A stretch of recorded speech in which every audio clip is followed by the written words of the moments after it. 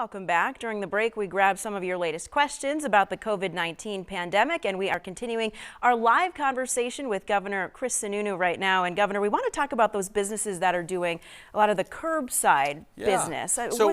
One of the exemptions we're looking to make this evening is if you have a retail shop that might otherwise be deemed as non-essential, if you're willing to take the orders online or on the phone, and then folks can do kind of like a curbside pickup. That's one way to limit that interaction with the public. We don't want cash transactions happening curbside because we're really trying to minimize that as well. But if you can do it on the phone or online to make the order, come by and do a pickup. I love the fact that businesses are willing to make that change and find that new norm to keep themselves going, to keep our economy going, but really practice those social distancing situations that'll help, again, suppress the viral spread. All right, everyone kind of learning how to deal with all of that. Trish is asking, will we be able to go to mountains to hike as long as we practice that safe social distancing? Absolutely. So all of our parks in New Hampshire are going to remain open with the exception of Hampton Beach, or I should say all the state beaches on the seacoast. Those will be closed because those are more point sources where people will stay and congregate in mass for hours and hours on a time, whereas the parks or the state parks or the mountains where you're walking, you can practice social distancing, you can keep your space, be in fresh air, get some exercise.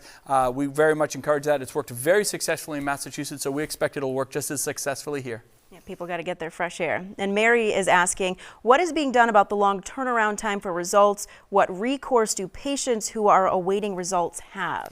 So we think that those turnaround times that we're going 5, 6, maybe even 7 days are going to drastically be shortened as we keep increasing capacity for testing here in the state. So Dartmouth-Hitchcock has some new devices coming on.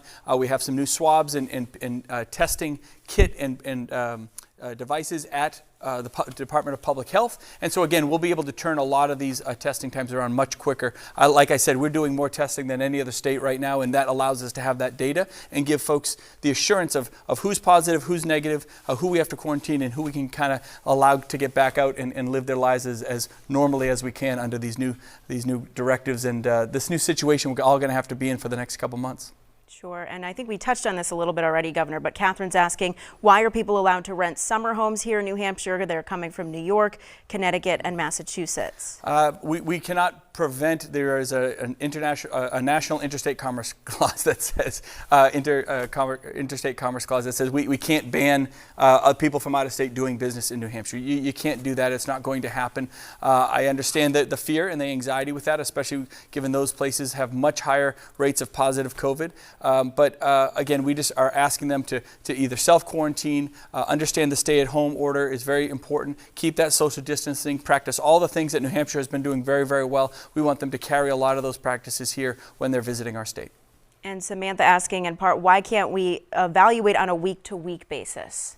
We could evaluate on a week-to-week basis, but when you're talking about remote learning, closing schools, asking people for businesses to shut down, just doing week-to-week is very, very difficult in terms of planning and preparation. We heard from teachers and parents especially, they wanted more of that time so that they could say, look, are we in this for a week or am I in this for a month? Because I need to plan our lives, their families' lives around what that new norm is going to be. And so, again, being respectful of that, that's why we picked the May 4th date and then attached everything to it just for the planning. If things get better, then great. We can undo a lot of this at a moment's notice, and that would be wonderful. You want to kind of plan for the worst and hope for the best.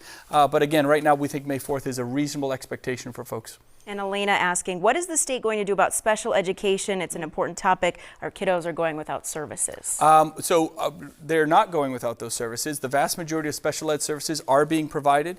When you talk about special ed services, food insecurity services, behavioral or mental health services that were traditionally provided through schools, the extracurricular services, in different ways, a lot of these services are being provided. Special ed in particular, in many cases, students are coming actually back into the schools, working one-on-one with teachers with good social distancing practices, working one-on-one with those teachers. But every district does it a little different. But if you're not receiving those special ed services, please contact your teacher, your principal, or your school district. And again, they should have an option that can work around your needs within your family. All right, Governor, thanks so much. Thanks for answering all of the questions and being here with us again tonight. Thank you, guys. Good to see everybody.